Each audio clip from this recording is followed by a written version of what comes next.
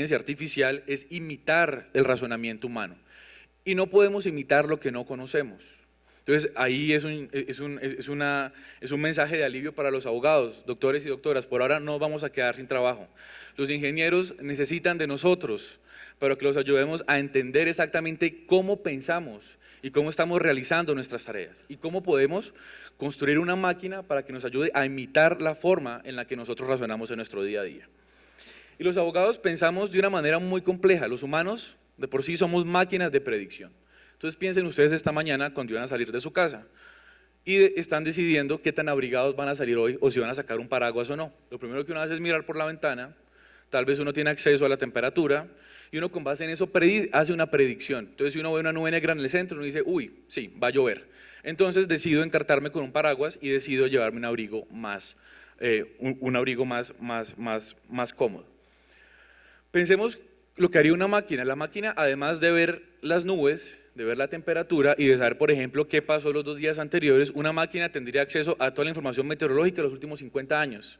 Tendría acceso a la temperatura del Pacífico, a la temperatura del Atlántico, a la presión atmosférica. Y la máquina podría hacer todos esos cálculos en 5 segundos y decirles con total precisión si va a llover o no.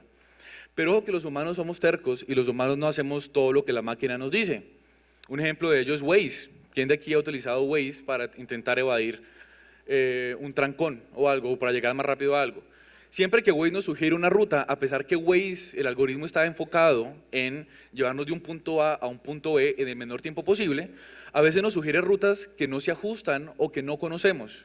Y en la mayoría de las veces nosotros terminamos modificando la ruta. Nos dice voltear a la derecha, nos dice no, pero ¿para qué voy a voltear si me demoro por ahorrarme un minuto? Me voy a meter, es una vuelta innecesaria. Entonces miren lo importante de esto, las máquinas nos ayudan a predecir, nos ayudan a combinar datos, pero en últimas quienes tenemos el juicio de valor somos nosotros. Y allá voy para la forma en cómo pensamos los abogados, y esta es como yo veo la arquitectura, digamos, filosófica o teórica de la decisión legal. Entonces pensemos que llegan a su oficina y le solicitan un concepto. Le dicen, en este caso ocurrió esto, ¿qué debemos hacer? ¿Demandar o no demandar? ¿Qué es lo primero que hacemos los abogados? Somos máquinas de predicción. Vamos a consultar la información y para nosotros la información es las fuentes del derecho. Entonces veremos la ley, los reglamentos. Hoy en día con el precedente judicial veremos si hay algún precedente que se nos ajusta a nuestro caso y con base en eso y otra información técnica. Entonces, por ejemplo, si tenemos un caso de medio ambiente y tenemos que entender qué es un humedal, la ley no nos va a definir qué es un humedal. Necesitamos ciertos conocimientos técnicos que nos ayuden a entender un humedal. O si tenemos un problema de salud pública, necesitamos entender a ciencia cierta qué está ocurriendo ahí en términos técnicos. Cuando los abogados tenemos esa información, lo que hacemos es una predicción. Y nuestra predicción es, ¿demandamos o no demandamos?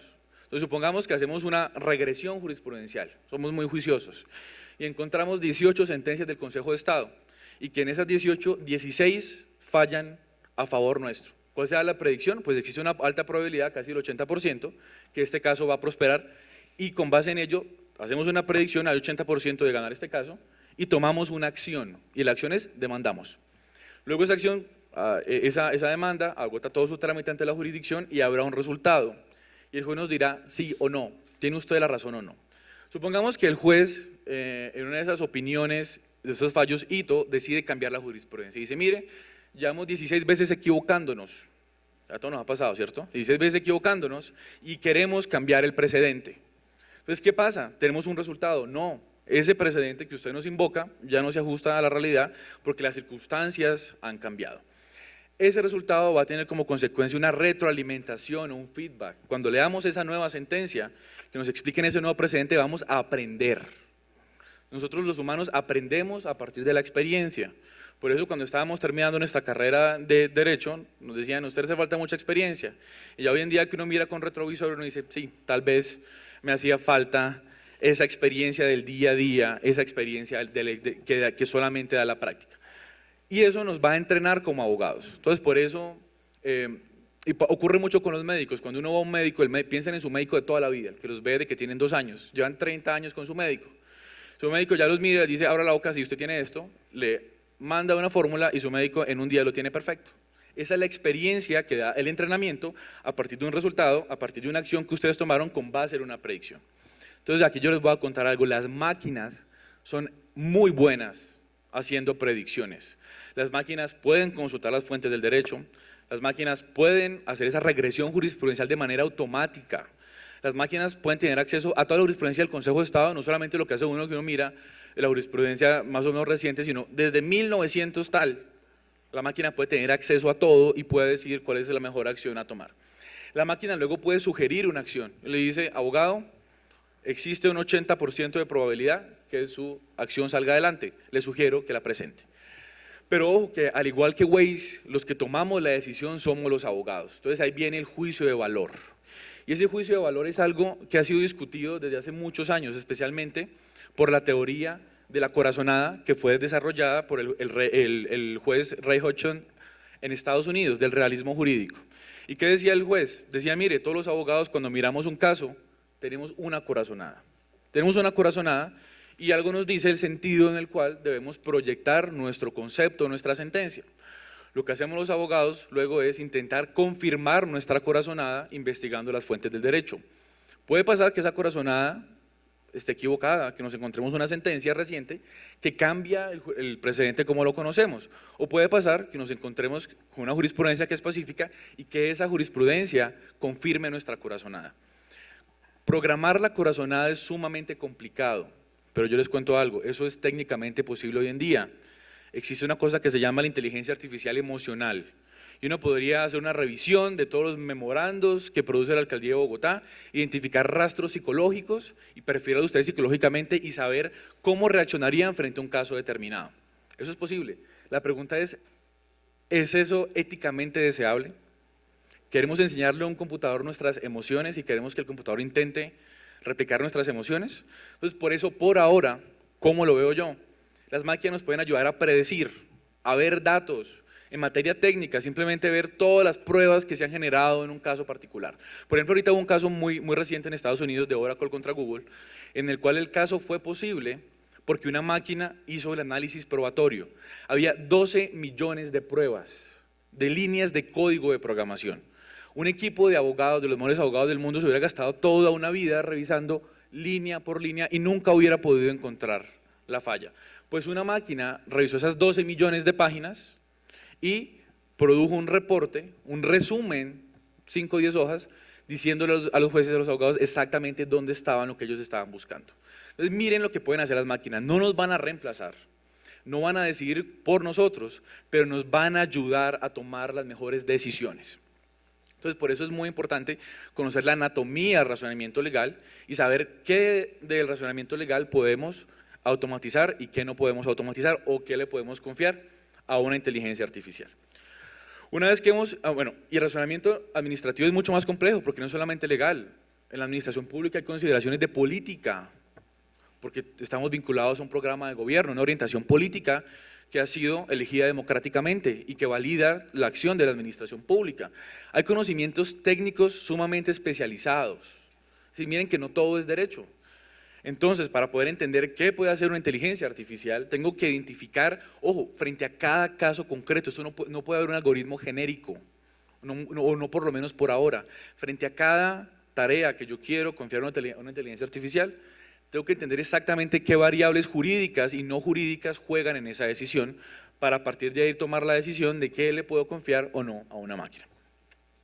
Una vez que hemos identificado esa competencia, miren que voy en el primer paso, nos tenemos que enfocar solamente en esa competencia. Esto porque es importante, porque si una autoridad administrativa se fija metas que son irreales, que son irrealizables, va a pasar lo siguiente.